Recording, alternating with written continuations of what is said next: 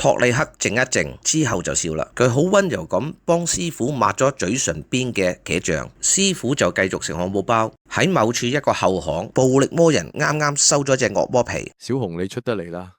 喺小巷嘅轉角位，小紅好小心咁探個頭出嚟睇睇。哇，呢個係應該點樣報告呢一種惡魔呢？菩提子，將惡魔交上去之後，我哋就休息一陣啦。小紅一聽即刻同意，暴力魔人將雪糕俾咗小紅，小紅好感謝暴力魔人嘅熱情款待。因為戴住面具，所以唔方便食雪糕啊，咁所以即係想睇睇小紅食雪糕嘅幸福樣。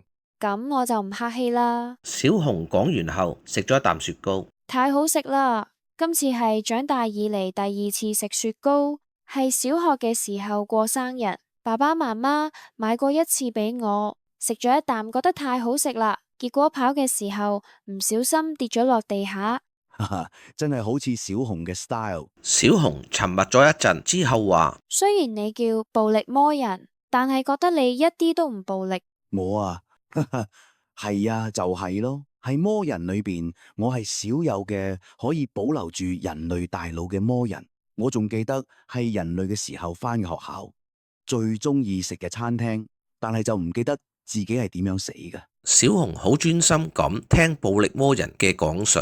我一啲都唔中意暴力 ，love peace yeah。我都係中意和平。就喺呢個時候，一部破爛嘅車急剎咗喺路邊，小紅同暴力魔人都望實喺爛車出嚟嗰個人，滿面傷痕嘅黑賴走咗出嚟。你哋係唔係公安嘅惡魔獵人？係趕嚟嘅時候，天童同阿毛俾人暗算，快啲通知本部。小紅見到咁嘅情況，即刻慌失失，仲騰晒雞添。啊，你係邊個啊？我嘅師傅和 partner 都俾殺咗啦，快啲打電話。知道啦，知道啦。公安電話，公安電話。等佢哋2個離開咗之後，黑賴馬上就變得好平靜。2個傻仔連證件都唔查就信。而家有2對腳趾好無聊咁揈來揈去。老子已經開始討厭人類，居然要我哋一直巡邏到11點，我終於知啦，嗰班友仔唔係嚟保護我，而係將我當魚餌。魚餌？你講得啱，係用你哋當友嚟引佢哋出嚟。咁冇人性。你講乜嘢啊？你哋冇我哋人類咁容易死，為咗可以早啲去光之島，就體諒一下啦。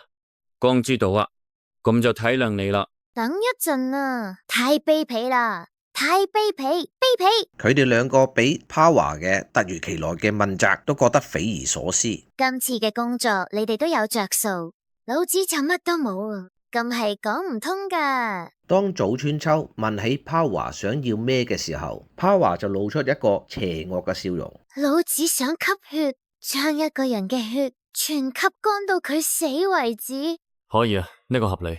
電治，今次嘅任務完咗後，就俾帕雅吸你嘅血吸到死為止吧。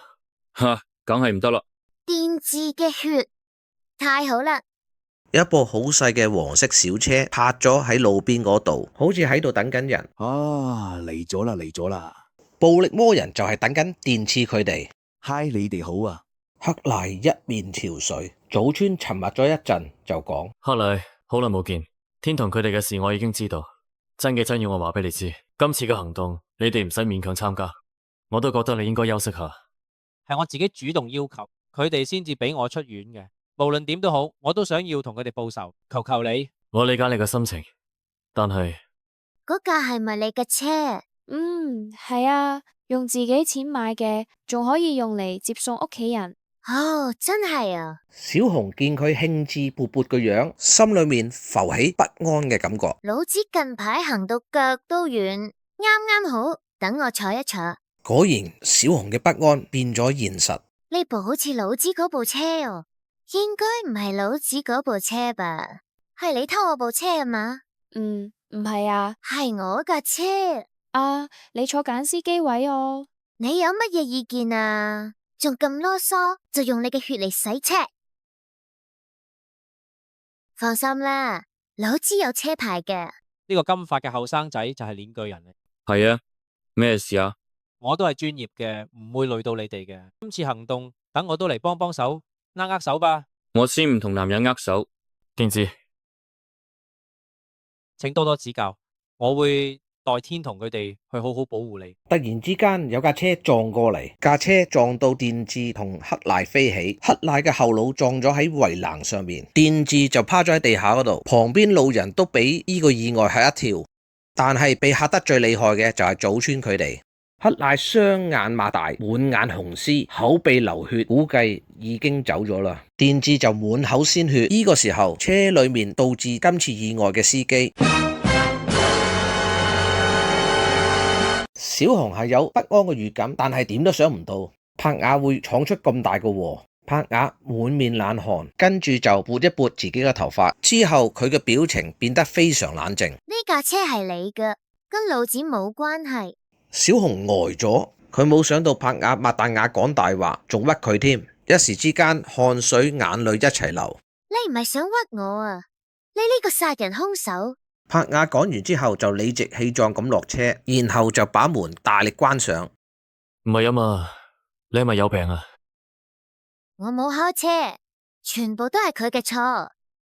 但係就喺呢個時候，做乜咁嘅？早川，你快過嚟睇下。早川秋睇咗一眼就唔出聲啦。